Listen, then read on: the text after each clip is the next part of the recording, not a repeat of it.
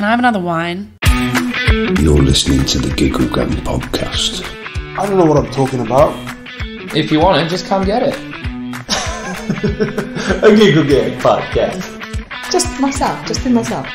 For fuck's sake. You know, sometimes people pay me to say ridiculous shit, and sometimes I just say it for free. Jesus Christ. You're listening to the Giggle Gang Podcast. Like, why comedy, first of all? Through all the things that you could have done in England when you've, like, started a new life, so to speak, why do you think comedy grabbed you? So before I left Australia, me, my good friend Naomi, and another friend Nathan used to do Skype chats. We used to be on Skype chats together, and Naomi was the person that suggested that I get into radio, and we would still continue doing these Skype chats afterwards. And sometimes I would just go off on maybe what could have been termed as little rants, or I would tell stories, true or not true, didn't really matter. I would just tell stories to make people laugh, and specifically in that group.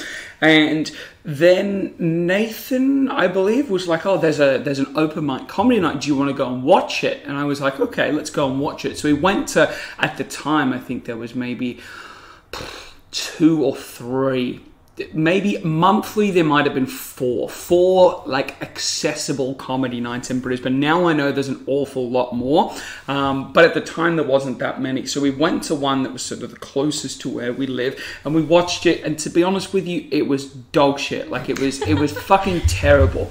And I said maybe halfway through, I was like, I could do this. And Nathan was like, you're not funny enough, you couldn't do this. And I was like, no, I definitely could. And he was like, nah. He's like, you're funny in a group of people, but maybe like not on stage. He's like, you don't have the discipline. He was very down on the idea. But I feel like that is quite relevant to a lot of people. Like, God bless them, my mum wants to try it, and I'm like, Liz, you're funny, but like, to a certain extent, to like your people. Like, I think I'm funny when I'm with my friends, but I don't think I could stand up on a stage. And what I've realized since doing comedy is it takes a special type of broken narcissist to do comedy, and I'm now not that person. So to be honest with you, Nathan was right. Okay. But at the time I was like, I really want to do this, I'm going to be a stand-up comedian, and in my head it was, maybe you did 12 months of open mic comedy, you move to England, somebody sees you in a club and they go, oh, would you like a TV show? And you go, yeah, I mean, I'll think about it. And then your career's off to the races and you become the most famous and well-known person of all time.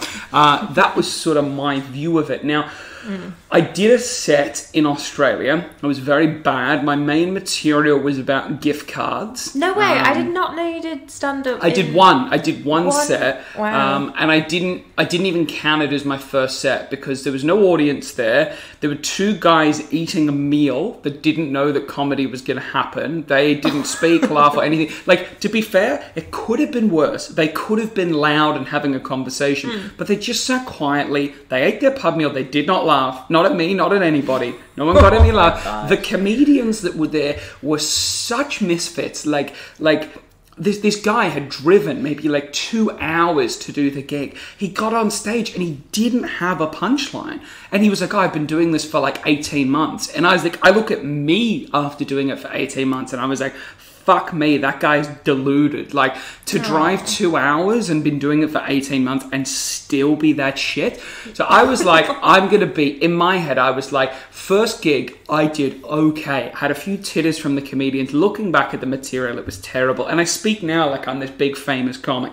I don't want to be a comedian. I realized that when I came to England, when I met people that actually really wanted to do it and put in the effort and the work. But my thinking was, from that small fraction of people that I met in the Brisbane open mic circuit, and in my head, I thought that British people were way more exciting than they are, right? So in my head, I was like, British comedians are going to be like so much funnier, so much wittier, and so much more exciting. And when, like, I don't know if you know this, but me and my family moved when I was 12 years old from New Zealand to Australia. So me and my brother were like, I was 12, he was 14. We were taken out of this school that we had like built a lovely network in. And the high school we went to had sort of a sister relationship with the primary school because it was all within the Catholic education system. And we lived in a small town. So we'd have this group of friends that we'd sort of come up with. And I think for my brother, he probably found it harder than I did because he had like a network. He had like 14, friends. You're a teenager. You got it going on. Bless him. Absolutely, and he had like a close knit group of friends that he really liked. Whereas I had a few friends, but most of the people had a preconceived notion of me that wasn't very positive. Because you all moved up from the same school. Correct, because I used to get in fights with a lot of people. I was quite antagonistic. I liked upsetting people for fun. Really? Basically. I couldn't imagine. Yeah. So I was just quite unpleasant to be around. People knew that if they sort of provoked me enough, I'd get into a fight with someone, or, I had a bit of anger, had a bit of angst, didn't really enjoy going to school, but was always still sort of trying to have fun in a way, but didn't really fit in anywhere. So I saw moving to Australia as a great new opportunity. And to start with, I mean, our dad explained it to us really well. He's like, you guys are going to have to get into things. So it's like straight away, I got onto the rugby team, right? That's where I met Lockie. But Lockie was also living out close to where I was. We also got into going to church. We also got into cadets. We got into all these different activities in order to surround ourselves with kids the same age, to find people with interest and whatever. Yeah. So I thought, when I come to England, I can't just get a job and just be friends with my workmates. Like, I have to have a hobby. And at the time, comedy was the most exciting thing for me.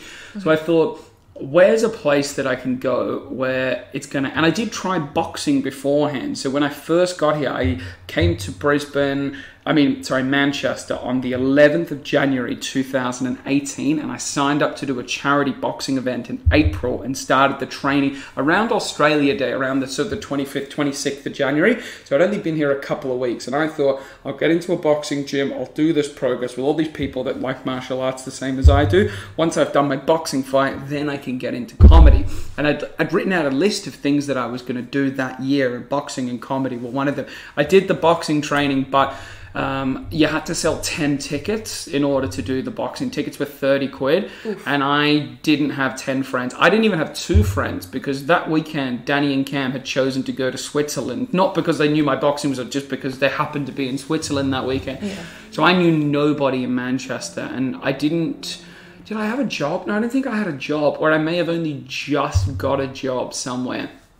It wasn't going well, though. It definitely was not going well.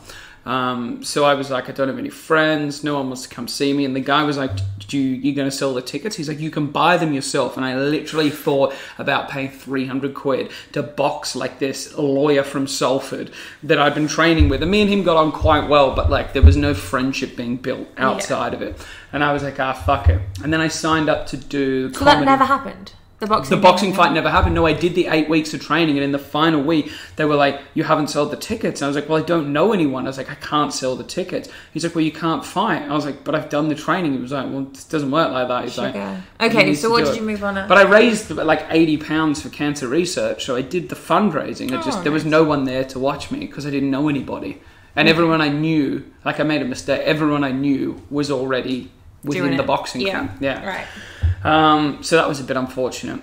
So then I started doing comedy, and I really wanted to, 1, get some mates. 2, I thought I wanted to do comedy. I thought I was born and destined to comedy. I thought I was so hilarious.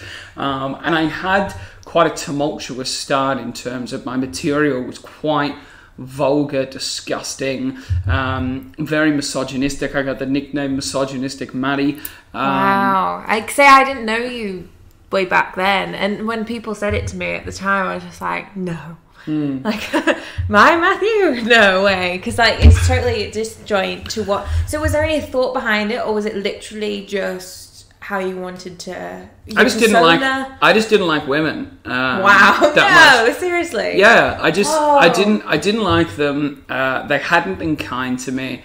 And I just thought it was funny to make fun of them. And comedy is a boys' club. Like, so it's easy. It's easy when you're sitting in the Fab Cafe, and it's a bill of 19 male comedians and 1 female comedian, and you can say really horrible things about women, horrible things that you or your friends have done to women, and all the lads will laugh because it's funny, right? Is it like, what do they call it, like locker talk? Locker room talk, yeah.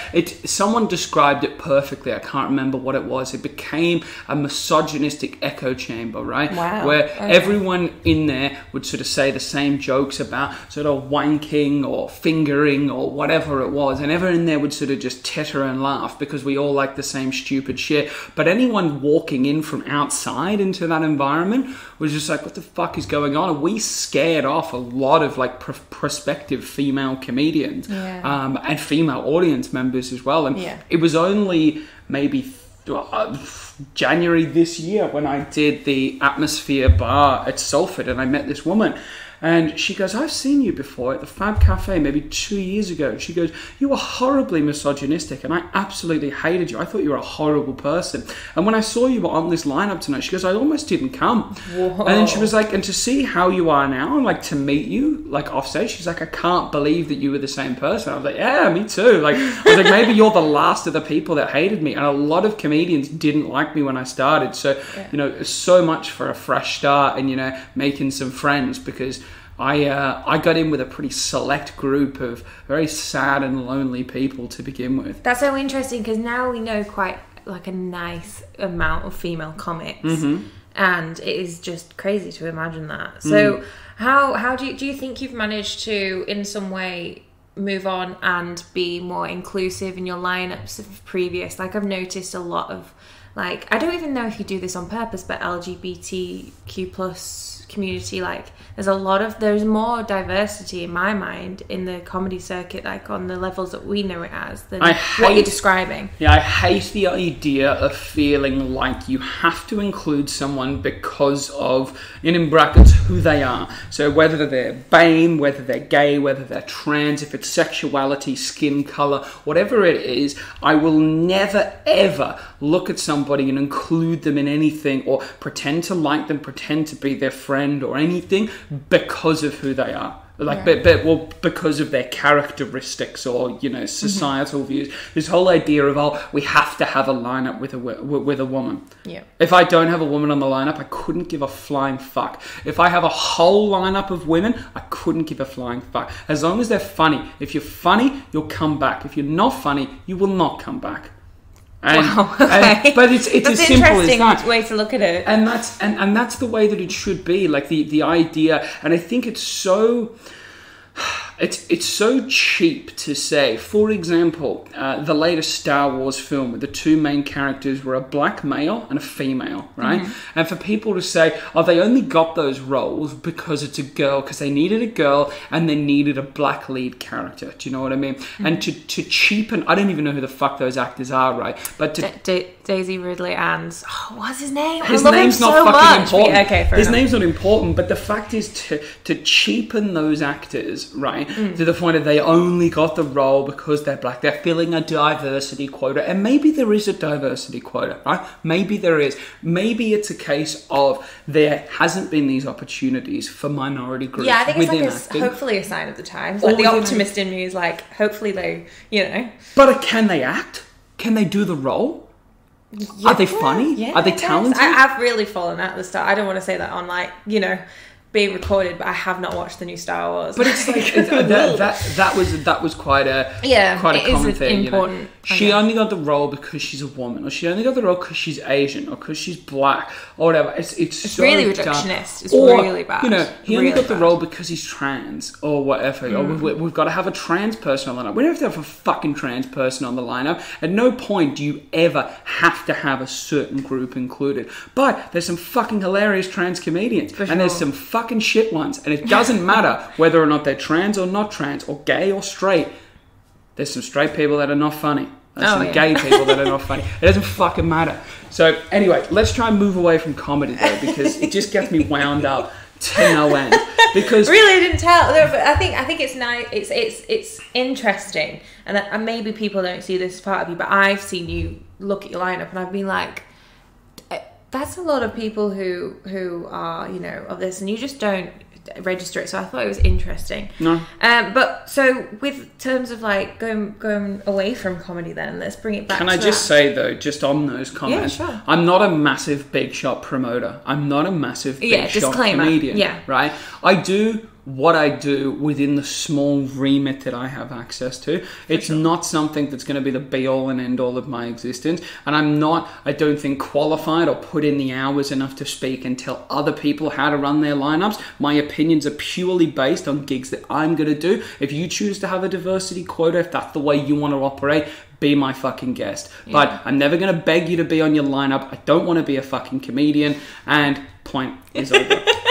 Fantastic. No, fair enough. Okay, well, we'll move on. But I definitely think making diversity a thing is good, but it's just something that we are not qualified to really speak on as two white straight people. Why are we not? Why are we not qualified to speak on it though? Because it's interesting. So I had a conversation way back when I was at university writing about it was an Asian film module, and one of the more mature students who's done a lot with film, like writing and stuff, and he just came up and because I was writing about something along the lines of, why do we laugh at or laugh with Black and Asian characters in films? Okay. And it was really interesting, and all the reading I did up, it was all from different perspectives. It was really interesting, and I didn't think about it until he said to me, because he was writing about something similar to do with Asian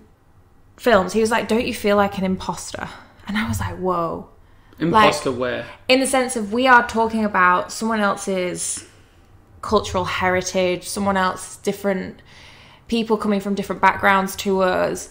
And I just didn't see it like that. I just saw someone writing about humans, but then that's me not kind of taking into consideration, because I can only see it from a white female perspective. Right. And sure, so maybe being a female gives me a bit of insight into the different treatments, but I think, and he was a white male, so it was really interesting that he was open to talk about it, and it was interesting dialogue that we had. But again, I just didn't feel qualified enough. Like, I'd done the research for my essay.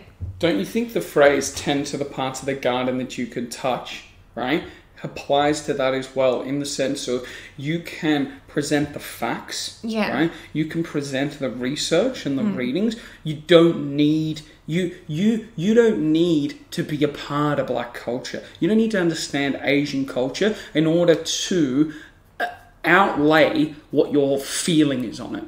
Do you know what I mean? Yeah, like, I was lucky that I was just cultivating information, relaying thoughts and feelings from Black and Asian writers, which was really cool. And because there's just ideas that I would not even think of. I was just like, whoa, like, we've missed that as like a community. But if we use race as do you think race and sexuality can be interchangeable? What do you mean? So if we talk about, I'm not trans, you're not trans, but I don't sit here and think, oh, I'm not qualified to talk about trans issues, right? Or have an opinion. I think it's good to talk about them to raise awareness, but it's like, how far can we what's the word I'm looking for? Represent. The furthest I'm going to say is, if I'm doing a comedy show, I'm not going to put you on a lineup if you're not funny. I don't care if you're trans. I'm qualified to say that. Yeah, I guess so. But you're also then, in some way, in a nice way, if I'm trying to be optimistic about it, saying the trans people and comedians that we know that you've put on your lineup, they can then take away from that we think they're funny. Correct. And that's really cool. And I hope they think that. And absolutely. They're not thinking the opposite. Yeah. But I think when I was writing about film, luckily I was in a position where I wasn't bringing my opinion to the forefront. That's a little bit more difficult because you didn't make the films. You're just studying and it is retrospect. It is like, oh, that's a Uncle Tom character or something like that, where it'd be like, ugh, like, even saying that and thinking about it and thinking about all the stereotypes and all the characters that will come up and whether we're laughing at or with, and who's created it. Is the director depends on the character, like a Black heritage, or is it a white person trying to just emulate all these characters that other white directors and producers have? Like, it's really interesting to look at who has written it, what it's trying to be, and where it's trying to go. Careful with the elbow on the table. Oh. Every time you smash it in the audience, just get a boom. I'm so sorry. Hazel just dropping the 12-6 on the fucking table. But it's interesting. I I don't think we are qualified. No. Okay. But I think it's great that we can talk I about it. don't think I'm qualified to talk about films, but I think I'm qualified to talk about comedy nights.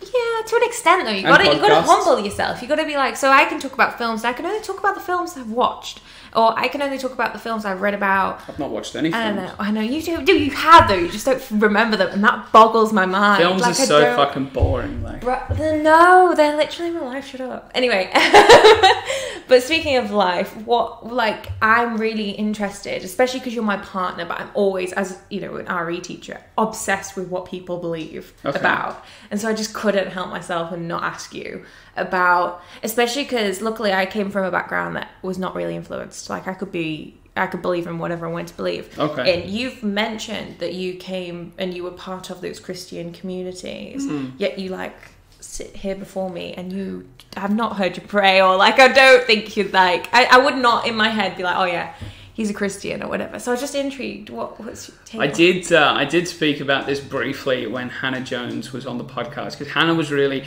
interested to talk about the fact that she's in comedy, but she's also a Christian. And I think there's nothing wrong with that. I don't think it makes her a better or worse comedian. I don't know if she talks about her Christianity in her stand-up. I can't remember. I don't think... but then on the contrast, we've got the lovely Ola Labib that almost exclusively talks about her religion in her stand-up, and sort of it teeters on the line of here it is and I'm proud of it, but we can also have a bit of fun with it, and maybe there's another side to me, but maybe there's not, and it's a lot of sort of misdirection, and it's point and reveal. It's clever. It's so clever. I love her. I love you, Ola.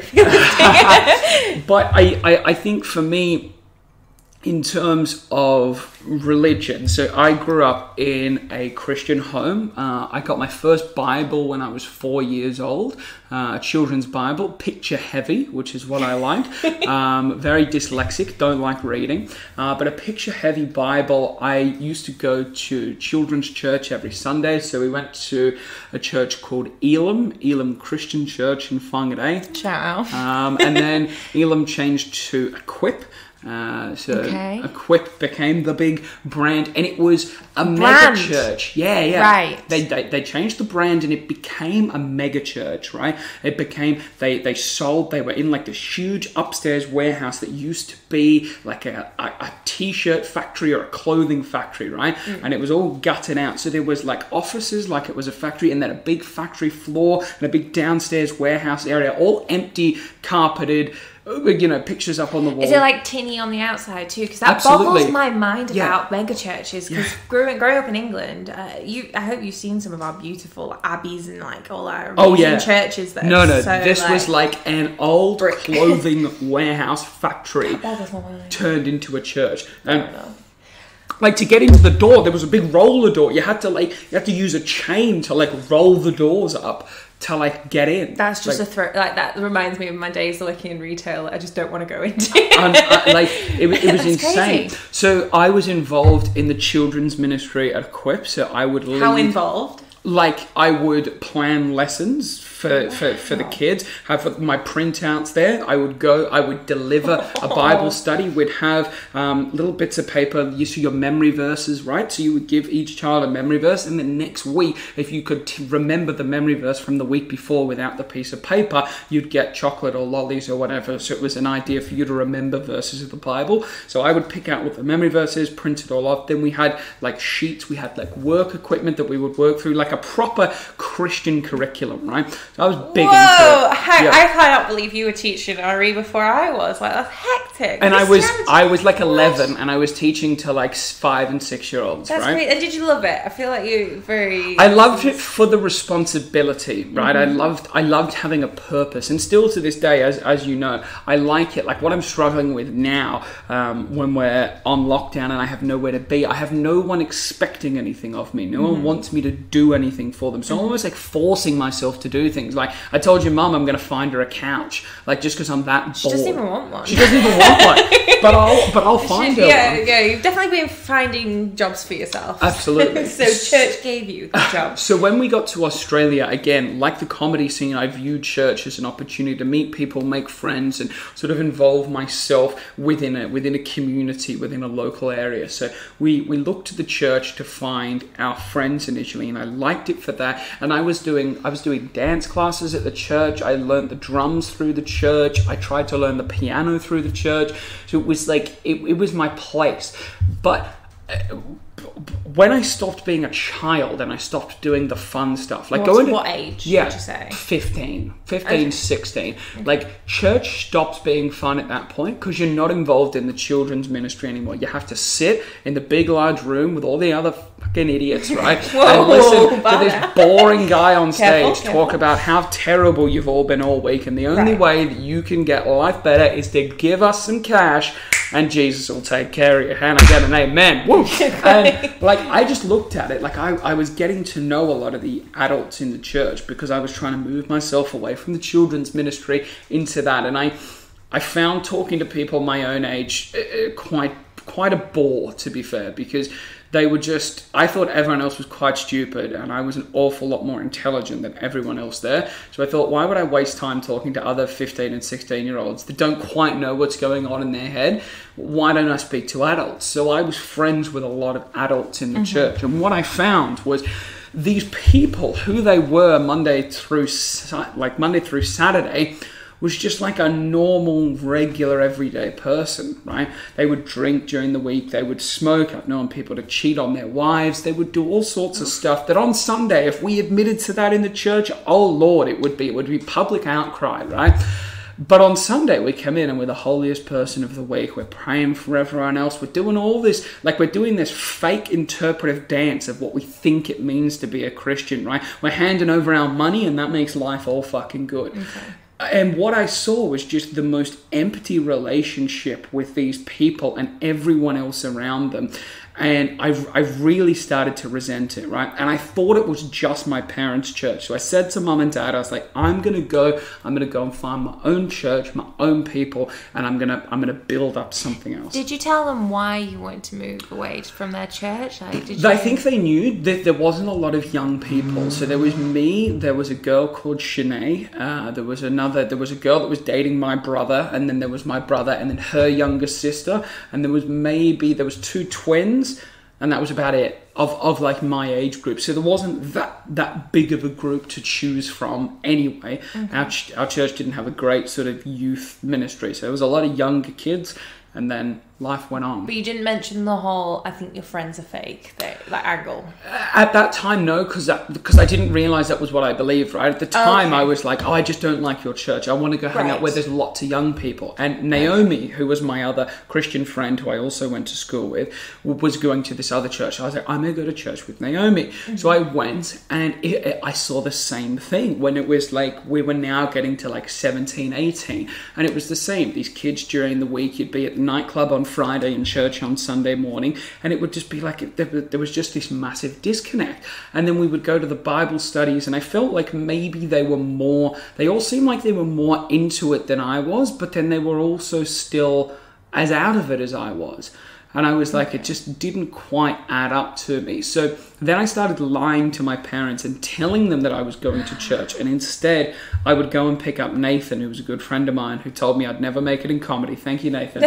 And we would go to the cinema on Sunday night while my parents thought I was at church. And then I would drop Nathan home and I'd come back, mum and dad would be like, how was church? I was like, yeah, great. And then life went on. And that went on for maybe 2 years until... So you do admit film is better than something? Going to the cinema every week to call you out on your BS. To be honest with you, right, we could have gone anywhere. We could have just sat in a park. Like, it really didn't matter as long as we weren't at church. No, fair enough. So, and I think the main issue that I had with the church was the money aspect, was the fact that all your sins will be absolved if you give money, and the more you give, the better your life will become. And what it looked like I think I'm a pretty switched on guy. What it looked like is the more money that you give to the church, the better you feel, and the better the life is for the pastor and the people that financially benefit from the church, right? Because I was looking at our pastor, and I love my parents' church, Pastor Pete and Linda. I love them as people. Well, those are the people I saw when we went last year. When we went, probably on a set. They were lovely. Like, oh my God. And it was your mum's church, right? Yeah, The yeah. big mega. No, it was. I don't know, but No. both were lovely. Like we had Small great. church. Yeah, but. Yeah.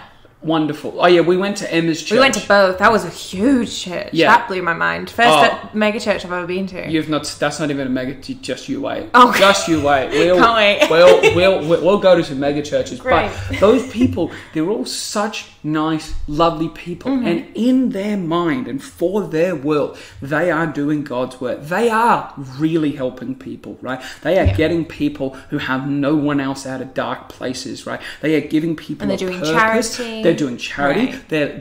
They're giving people a love, acceptance, a place to go, a people to belong to, a purpose in life. They're getting people off drugs. They're getting people off alcohol. They are making people's lives better, and they are doing good things, right? I'm not taking that away from them. They are wonderful, wonderful people. Yeah.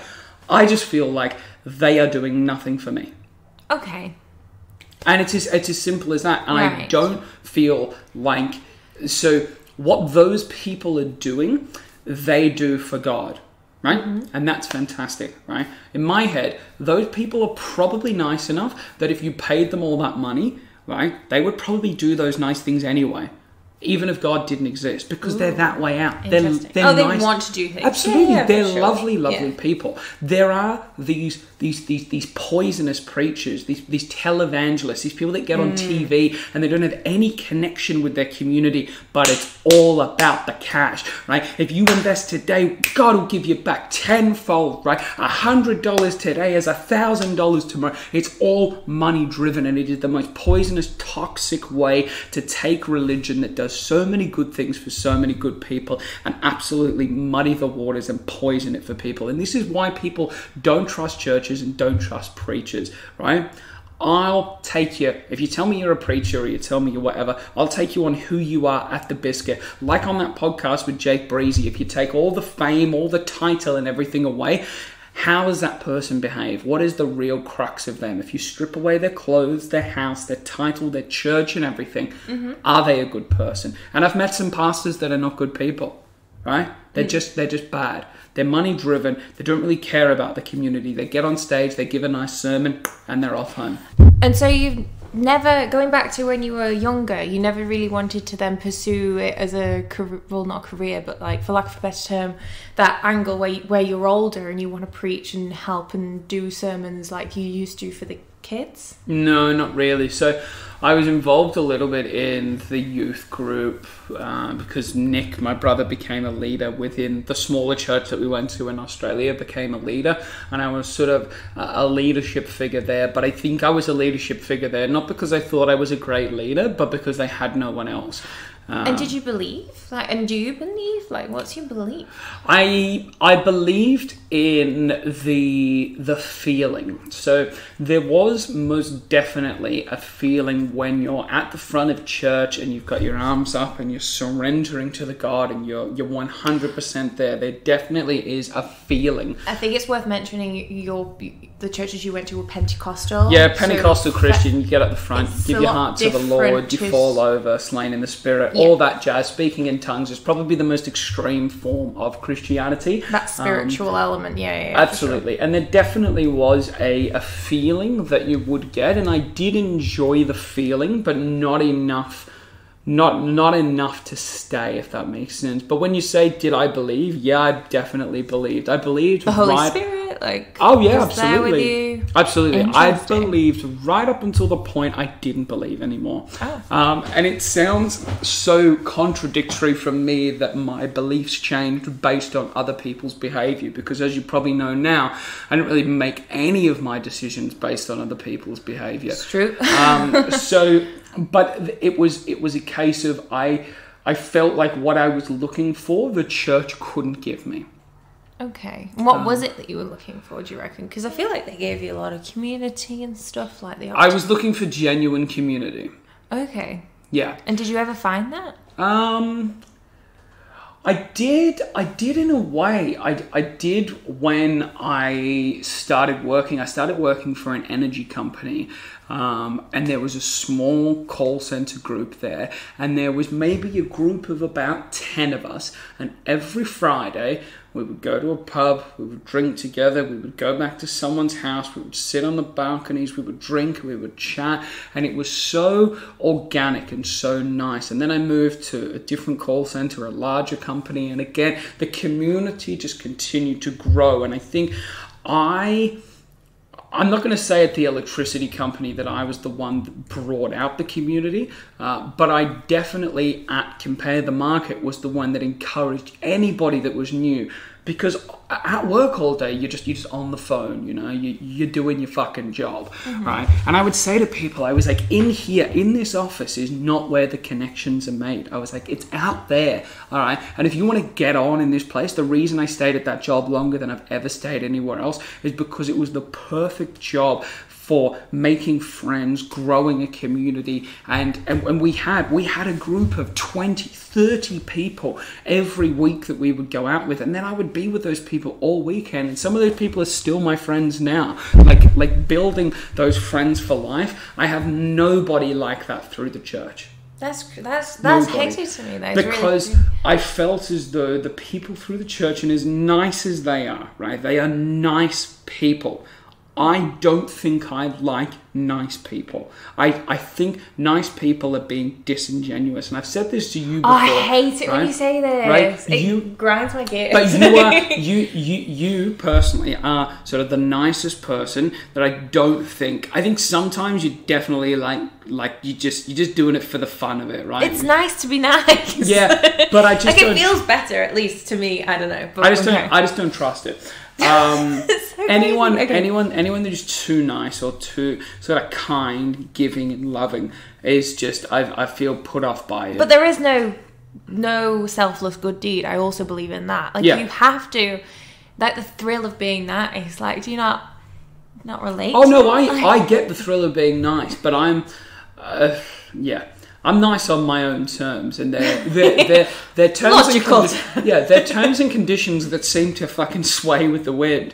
Because, like, at some point, I'll just get the urge to go and buy a bunch of fucking chocolates and soft drinks and just hand them out to homeless people. I don't want to do that right now. I love that when you do that. But you know what I mean? Yeah. It'll just be like a snap, like it's an impulse. It's a nice impulse. I'll see somebody and think, I could do something to help them. And I'll just do it. I won't think about it. It's not premeditated. You don't do it at the same time every week, like... No, and it's not, and it's nothing to do with my own self-gratification. Now, me coming on here and saying that I do nice things for people, obviously, is a bit of self-gratification, but I'm definitely not doing it for people to think, fuck, Matt Shaw's a nice person, because I couldn't give a flying fuck if you think I'm nice, right? Because, to be honest with you, if you're listening to this podcast is the nicest thing I do for you. Right? I'm not going to come to your house. I'm not going to cook fucking dinner for you. Like, do you know what I mean? He doesn't even cook dinner at home. This is probably the nicest thing that I'm going to do for anybody that can be bothered to listen to this, right? Right. So if I see somebody that I can help, I'll help them. Bang, there. But I won't sort of like premeditate it, and I won't be sort of false. Like, That's so interesting, because like I want your opinion then on this, because it's a similar but different thing, and I wonder if you hate it. I don't know whether you hate it, but like, anyway, premeditation. My mum, bless her, had the great idea to collect food, like make sandwiches and get Christmas socks or whatever, and sanitary products and dog food. But why did you do it? For homeless people. Because we did it at Christmas. We're not Christian. But we just did it at a time where it was like pretty cold outside. But why did you really do it? Because we had time and we have the resources and we have that urge. Like you say, you have that urge to do it. And she wanted to do it personally because she used to do it. She used to do it when she was little. Her mum used to take her to do it, so it's like a traditional thing, which is also very nice. So who did you tell about it? We collected stuff via Facebook, but it was like close friends and family. I don't think it was a public thing. No. And it was nice to show them what they'd done as well. So it was like, here's, the boxes that you've been able to fill. So it was like I guess it was that community thing. I guess people really strive for a community feel, because on that little Facebook group, even though we couldn't see them because I'm in Manchester, my mum's in Leeds, she came over to Manchester to do it because we've got quite a lot of homeless people here, and it's sad. We did it, and that everyone felt good, and it was a nice thing to do. And the homeless people, and there was even homeless people that had it was interesting, and I wonder if doing it at a different time would be better, because there was a lot of homeless people that already had stuff and were actually refusing it, because there was quite a few. We even saw a boy with his son going around handing bags out. It was nice, like it was good, and the people were genuinely happy with what they got, and giving things like dog food and sanitary products. I don't think they get that. I think what you do is fantastic, because one, you didn't do it for Facebook followers, likes, or any sort of gratification on social media. You weren't grandstanding around the streets or telling people, "Oh, guys, you never guess what I'm doing. I did this. There's people that are just they do something and they continue to bang on about it to everyone that they see. But also, it was a genuine thing of you weren't looking for anything back in return. It was your own way of bringing some joy, not only to yourself but to other people. It made you happy and it made them happy, and there's no issue with that whatsoever. Okay, well, that's interesting, because I thought it might come under the umbrella of things that kind of irk you. But grandstanding and standing in the street, let's say if you again vlogged it or did any sort of like, I hate the idea. I think I took a selfie, but then I didn't put it up because it felt odd. Absolutely. Like it genuinely did. I just was like, okay. Let's say that you and your mum run a business, and your business is fucking making cupcakes, right? Yeah. You run a cupcake business. If on Christmas you went around, right, and you handed out cupcakes to people Branded, for free like on bags. Christmas Day, okay, and you posted about that on Facebook, Yeah. I wouldn't have as much of an issue with it, because you are promoting a business, right? You're using a nice gesture, right, to promote a business. I don't have an issue with that, right? What I have an issue with is that if you're just Hazel, thinking you're some sort of low-level fucking influencer, wanting people to send you free skincare products, and you think, oh my god, everyone's going to like this. Like if I saw Molly May and Tommy Fury out there handing things to people on homeless people on Christmas Day, it would seem so forced and so contrived, because not once, I follow Molly, I love Molly. You love Love Island. We need to get that out on here and expose you. For not once. Daily he mentions like Molly May, Tommy Fury. Just Molly May and Tommy. Who did you say looked like that girl as well? Ashley or whatever her name is? Oh, Amber. Don't be mean about Amber. But those people are not in the streets doing charity any other time, or we don't see them doing it, right? So if all of a sudden we start seeing them do it and they start posting it on Christmas Day, you can see it's a massive attention grab. Interesting. Don't like that. Okay, right? what else irks you? This is fun. Let's get it riled up, because we're, and definitely not locked in a room together. This is the podcast for irks. I think me and Sean are going to do a podcast for irks. Oh, okay. I look forward to what makes you happy then? Seeing nice things. What makes me happy? I like seeing babies with committed and loving parents, and I think that That's so fucking sweet. That makes me happy. I like seeing a father with his daughter. Or like a mother with their son. I don't know. Like a dad and his son's not as exciting, I think. You're lucky you don't have to navigate that feeling, though, of seeing someone, because like you've got gorgeous parents, love your family. But like... I was convinced my dad hated me until I was about 15. Hang on. Pause. What? So in my head, right...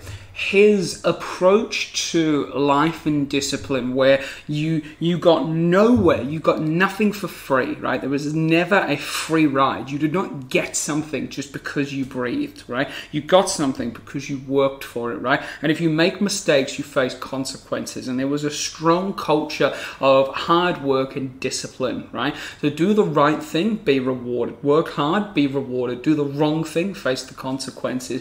And that is quite quite unpopular when you're 6 and you love pushing the boundaries, right? And all you're looking for is to try and outsmart the adults in your life, right? So because he took such a hard-lined approach with me, in the sense of like, if you want to do that, then you got to wash my car. Or if you want to do this, then you've got to do that. You know, there was no just, I want to go to the park or whatever. It's like, yeah, go on then. Why not? Like, I've got time. Oh no, we could go to the park whenever the fuck we wanted to. What was it that you couldn't do? Like, get a toy or whatever. Like. Yeah, it was a case of like, if you go, for example, so even with mum, if you go to the shops and if you misbehave or complain or you ask for things, you'll get nothing. Right? That was the rule. If you ask, you will get nothing. So if you did a whole shopping tour, and mum's shopping tours were fucked, right? She would go out to Huanui Orchards, right? We would do all our fruit and vegetable shopping at an orchard. Then she would drive to the other side of town and go to a butcher's and get all the meat from the butcher's. Then she would take that home, freezer it and pantry it, and then we would have to go back out to the actual supermarket that was right around the corner from our fucking house that had meat and had fruit and vegetable, had everything there, and we would do the perishable shopping, the aisle shopping, right? I'm sitting here awkwardly because that's my ideal like shop. Going to Cholton the other day, I was like, we should do this more. Like, go to the but we would spend like 4 hours. So you don't get it, right? But I was 7, True, right? Now, mum would be like, Matthew, you're coming shopping with me. But I think at some points it was a question, but at other points, Dad would just be like, I need you to take Matthew. Like, I need you to take him shopping. And mum would be like, no, please don't. So it was, it was, I think me and Nick would take turns going shopping with mum. But it was either you're doing this round. Now, if you asked for anything or if you were unproductive, so she would get me to go and find things in both places. I knew, all the places quite well. The butcher was pretty nonchalant because he was doing most of the work.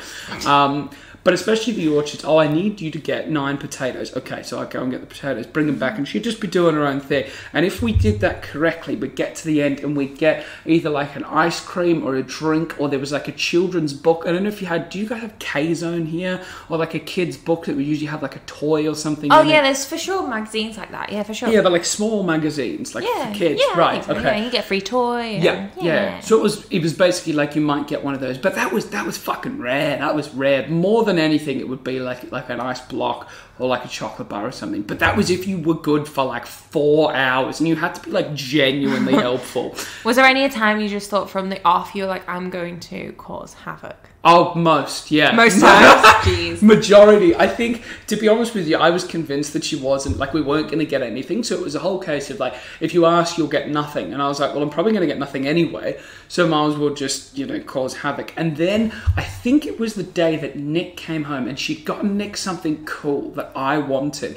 And I was like, what? He got that? And she was like, well, should come shopping and behave yourself. And Nick always got shit because he was such a fucking little sucker. Like, you mean a well-behaved child? It's just the word you're trying to search for there. It was just the fucking worst. But it was, once I saw the possibilities, the possibilities of good behaviour, then maybe I think the next time I tried. But it was definitely like, depending on the mood I was in, like if I thought I didn't need anything, but sometimes I got caught stealing from shops because one time mum was like, I'm not getting you anything. So I would just take things and open them while we're in the store. And then she would like march me to the counter and like, the staff was so awkward because she had to try and teach me that like stealing was bad, but like the kids behind the counter were like 16, so they were could like, not give and two so hoots. Mum goes, my son has just taken a chocolate bar off and eaten it in the store. Like, what is going to happen to him? The kids are like, oh, I don't fucking know. And Mum's sort of trying to be like, tell him that you're going to arrest him or something. Like, give him some consequences. And I saw straight through it. I was like, these cunts don't fucking care. Oh my goodness. Like, literally. And then there was one time I stole from a Chinese takeaway. Do you know the places where you buy like a plastic container and you could go around and fill up the container? No, but you need to take me there right now. Oh, so it's like a buffet. All you can eat. Well, no, you buy the container. So let's say the container is $6, right? And there's every Chinese meal you can ever imagine. You just fill the container as much as you can. And if you can get the lid on, you give them $6 and that's the end of it. I need that in right? my life. So I just went in there, but the food's all open. Like, you're supposed to go to the counter and grab a container. duh, I've got pockets. So spring rolls, wontons, just everything, all in my pockets. My pockets were like brimming with Chinese pastries. And then I just walked out. And no one saw, no one said anything. So this was placed by the church. I went back to the church and I was telling the people, I was like, never believe what I just scored. Do you want a spring roll? Bang, bang, bang. Started giving out like proceeds of crime. And so...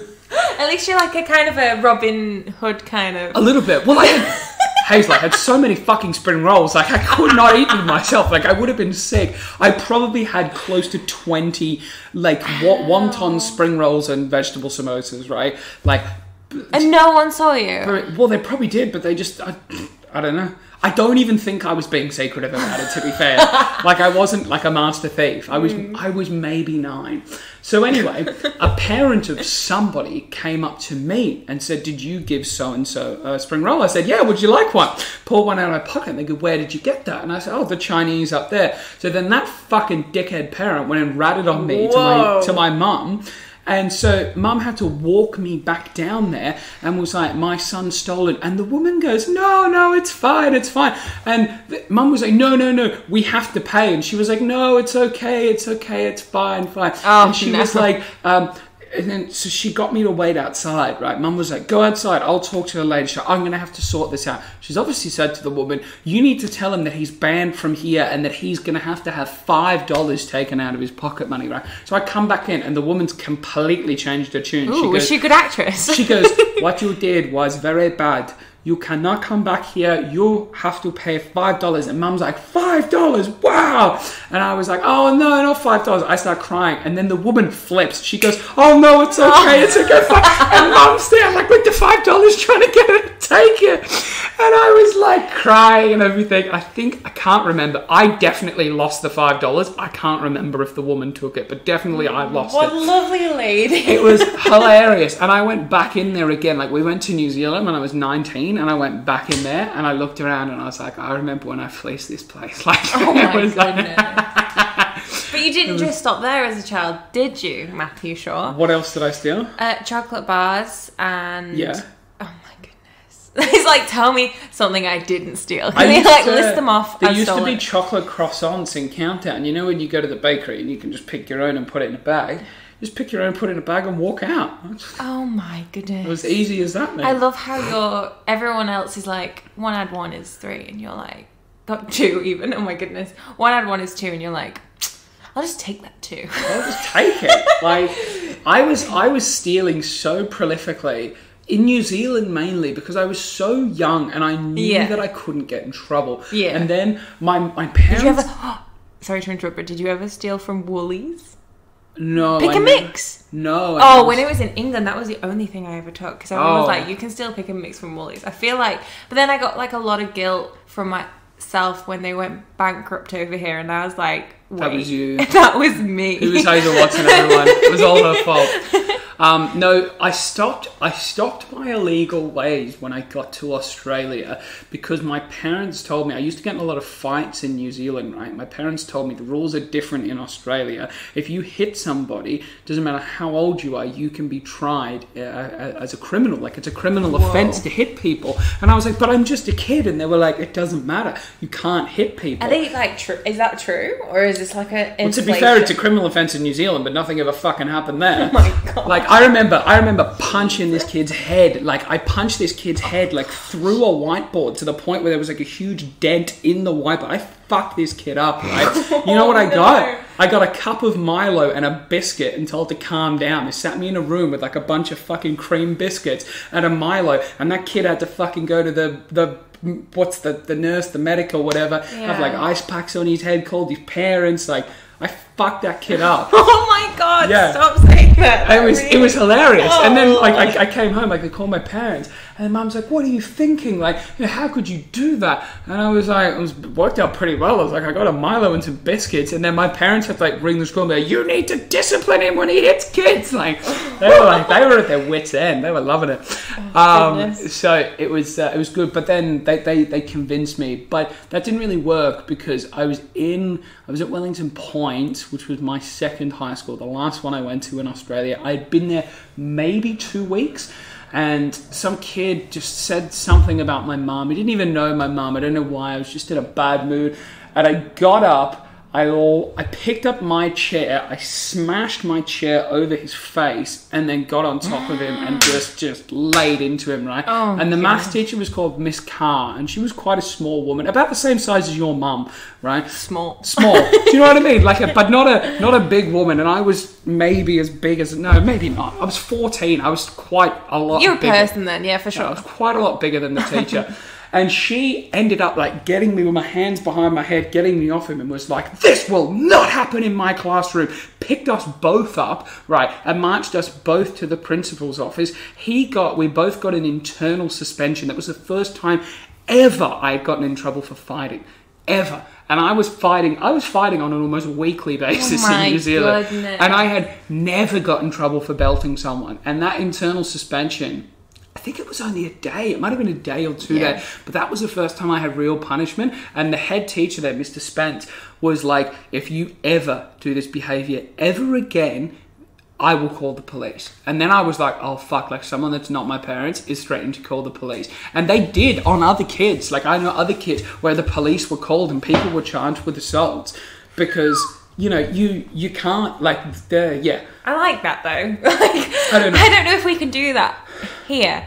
Well, I know we get trained, like you can, if you're in a particular school with particular like problems with fighting and aggression and things, you can get trained.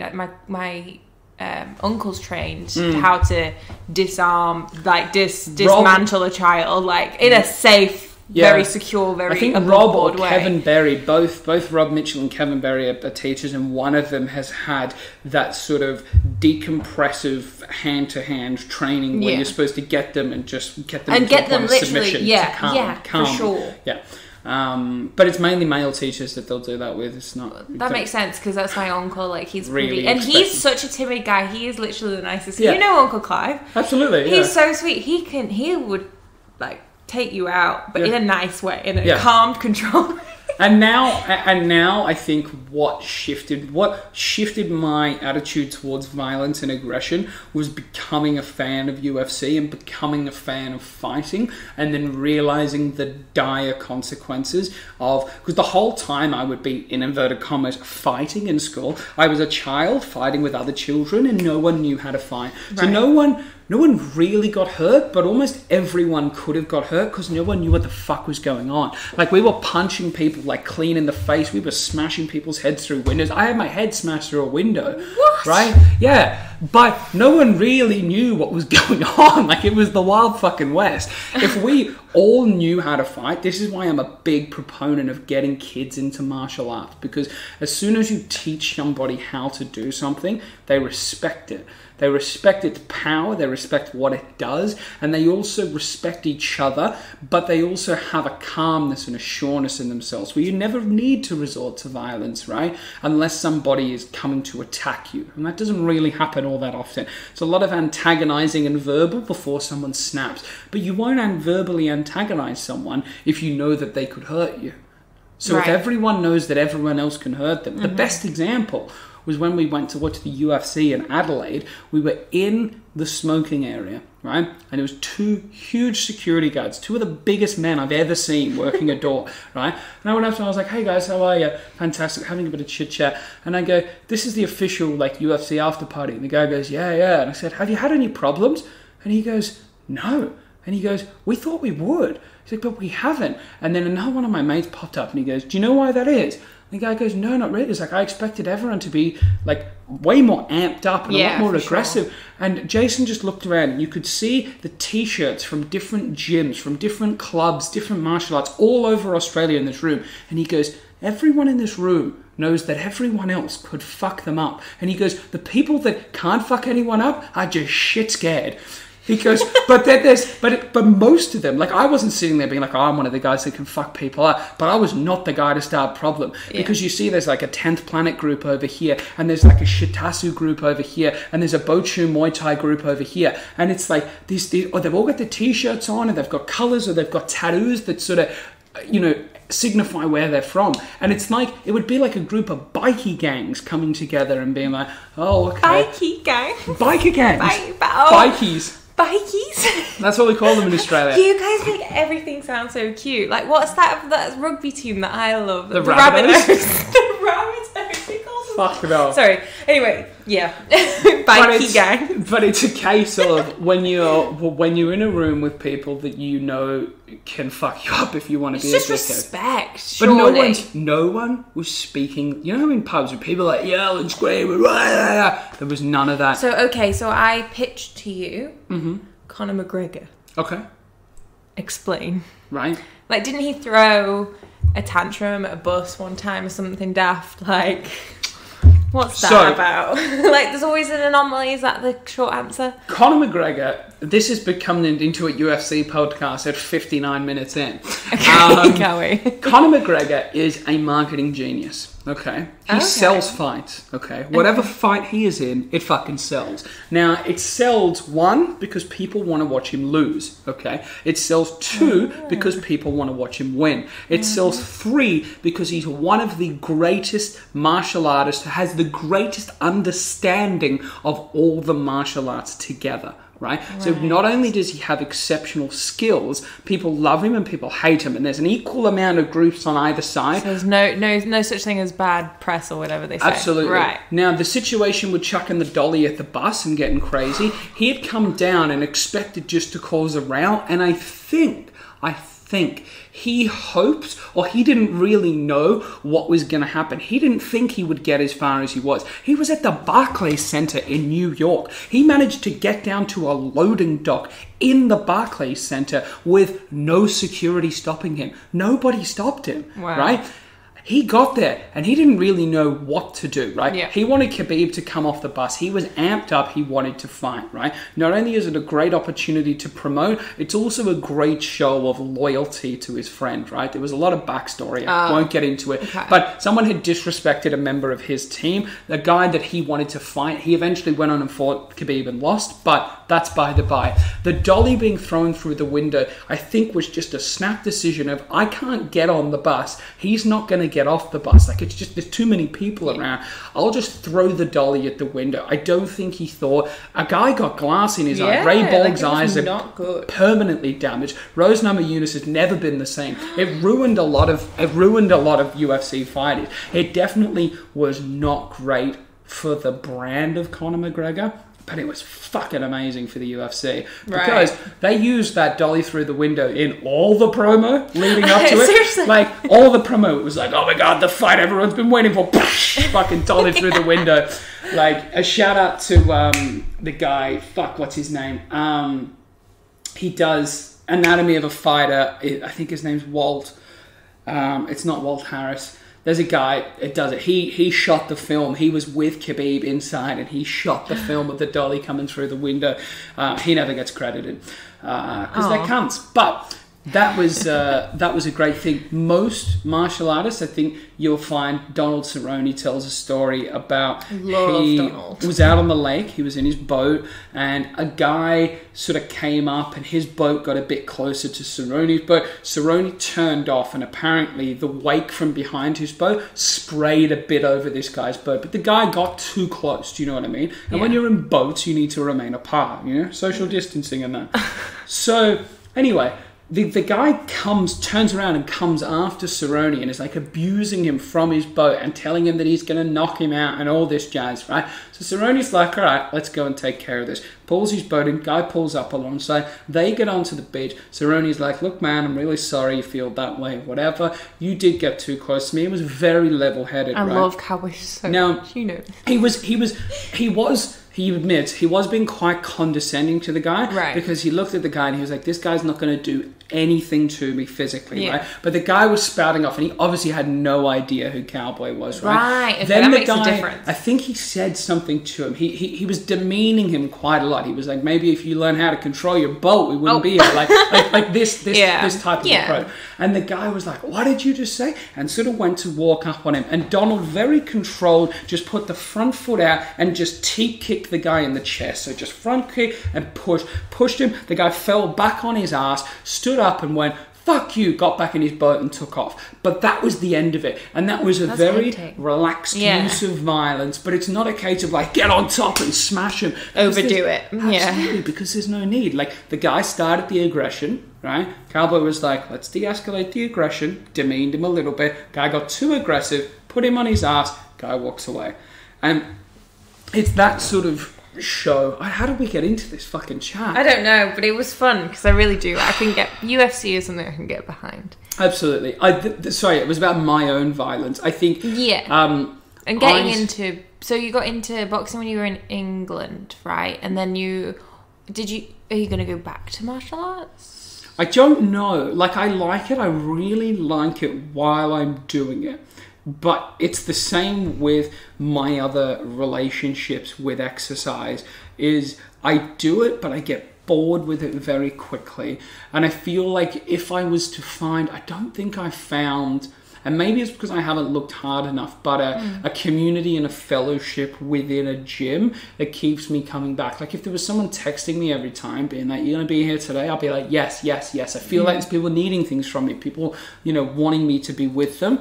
Then I'm more likely to do things. But when it's a solo pursuit and I don't feel like I'm a part of a team... I think that's relatable to most people, though. Yeah, sure. It's hard to keep things up. I'm quite impressed, to be fair, about the push-ups and planks that I've been doing. Oh, I love that you've... Yeah, well, at least you're impressed with yourself. You're being accountable to yourself. Absolutely. You're the person who's like, right, I've got to do this. But it's also effective. I don't have to... Like, there is no excuse. The only excuse is you're too fucking lazy. That's the only excuse. Because I don't have to go anywhere. I don't have to put on any special fucking clothes. I don't have to do anything. You just have to do the fucking task. Do the push-ups, do the planks. And it takes, how long? Like 6 minutes, 8 minutes, however long. Yeah. Right. It's doable, manageable. Yeah. It doesn't take an awful lot of time. So that's one where it's like, and again, I'd always said I'd love to go to prison so that I could get fit, right? If I was to go to prison, I would see that as an opportunity to like reinvent myself, to get fit. But like, as your fiance, I'm just going to ask you, please don't go to No, I don't want to go to prison. Like, prison sounds horrible. But if I had to go, I wouldn't view it as too much of a negative. You know what I mean? Well, that's so much to unpack, but I don't think we have the time. In terms of, I wouldn't view it as a negative in terms of, oh no, I'm going to be locked up. It's a negative in terms of the trajectory of my life. Right, for sure. Because then I'm a convict for however long. But like... If I was to go to prison, what do you think I would go for? Stealing. Like, after this whole conversation, I'm like, I gotta watch. Like, you're not coming to the shops with me, boy. I haven't stolen anything in so long. What was the last thing I stole? I can't think. I haven't stolen anything in so long. And it's not even the fact that I enjoyed the thrill of stealing, because some people are really attracted to like the sneakiness of it, right? But I was just attracted to the idea of when I was a kid, I think, and people would tell me I couldn't have things, and I was like, I'll just fucking take it. But you know what I mean? This idea that I need your money in order to get what I want is just absurd. I'll just take it. And That's then I so would. different to how I used to think as a kid. I can't wrap my head around it. Yeah. I don't know. Maybe that's a bad thing. Like, I don't know. But I hate this idea, I think, to finish on, because we're getting close. We're over an hour. Yeah. But something that I really wrestled with, especially being with you, and late last year, I was in a job and I felt extremely trapped, because that job was my ticket to staying in the UK, right? And in my head, without the visa and the ability to continue working, I was going to have to either be unemployed or, like I am now, be on a tourist visa, have no way of getting any money, and it wasn't really going to be financially great for you and I. But I also felt horrible that I owed something to someone else. They had power. They had leverage over me that I could do nothing about. And that situation has always irked me. And it's the same thing about going to the shops with your mum, asking for something, and she goes, well, I've got the money, so you can't have it. Like, she would lord it over me. If I didn't behave myself for those 4 hours, I wasn't going to get anything at the end of it. Right. And I hate this idea of being answerable to somebody else, or having someone else have the ability to sort of lord over me. And I think that is possibly why I may not ever be someone who's employed by someone else. Or at least I'm definitely striving towards that. Yeah. Not having to be answerable to somebody, because managing a business or something is more your... Yeah. Just starting up my own shit, like, you know what I mean? Can't wait to see what happens. Just like, it's just so like annoying to have somebody else dictate to you whether or not you're working hard enough, you know, whether you've done enough for me. And I almost resent the idea of doing that for other people, but I feel like maybe there's a way that I can manage in such a way that where people want to do it for themselves and I'm the benefactor. And I think or maybe getting on the leaderboards like you did at sales. Like you would have to work hard, otherwise they could drop you. Well, there was a manager that I had, Carmelo Nuciforia, who's one of the best sales managers ever. Now Also runs a really cool name. Yeah, now runs an Italian restaurant in Brisbane. Go check it out. Spizzico. It's in Kangaroo Point. But he had the greatest way of making you feel like... Now, bear in mind, we're selling health insurance, right? We're selling health insurance. He made you feel like a god, like a warrior, right? All you're doing is selling health insurance over the phone, but you felt so powerful, right? You felt almost invincible, right? And you felt like everything you were doing for your own benefit, and he had your best interests at heart. We were making him thousands of dollars, but never once did it feel like that. Yeah, never once did I think, oh, he's only doing this just so that we'll do good and he can make money. And I had loads of managers like that. Not once did he ever talk about, if you guys don't do this, I won't get my bonus, right? Because I didn't give a flying fuck if he got his bonus, right? I wanted to get my bonus. If I get mine, he gets his. And he knew that. So there wasn't, you guys need to work harder because otherwise I'm not going to get paid. Fuck you, man. Right? Any sales manager that does that, if you work in sales now, seriously, take a long, hard look at yourself if you're telling people that if they don't work hard enough, you won't get your bonus, right? Because it's your job to get them to work hard. And that was what I really... Thank you for coming to your TED Talk. Thank you.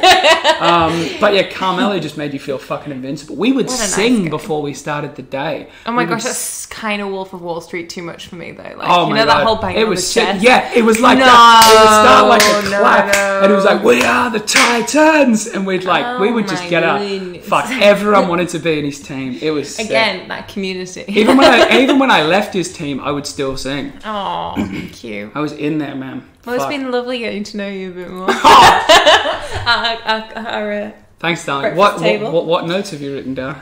They're just for, later on. I know the process, so I've written down what we've been talking about so you can put it in the title, because I know that you tend to kind of have to go back every now and again when you're creating, the bio and the title. So I'm just making your life easier, which is what I'm here for, really. That's it. Is there anything else you wanted to ask? We've gone well over time, but let's just throw the rules out the window. Because the whole world has, I guess.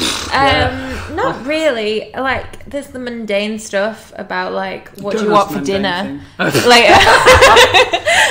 was thinking curry, but I don't know. I don't know. We've got a lifetime to ask questions. Is there anything you want to know about me or expose on the podcast? Not at all, darling. You're perfect. The picture of perfection. Oh, and that's the sound of people spontaneously throwing up. That's right, guys. If you're not in love, end it all. Thank you very much. Good night.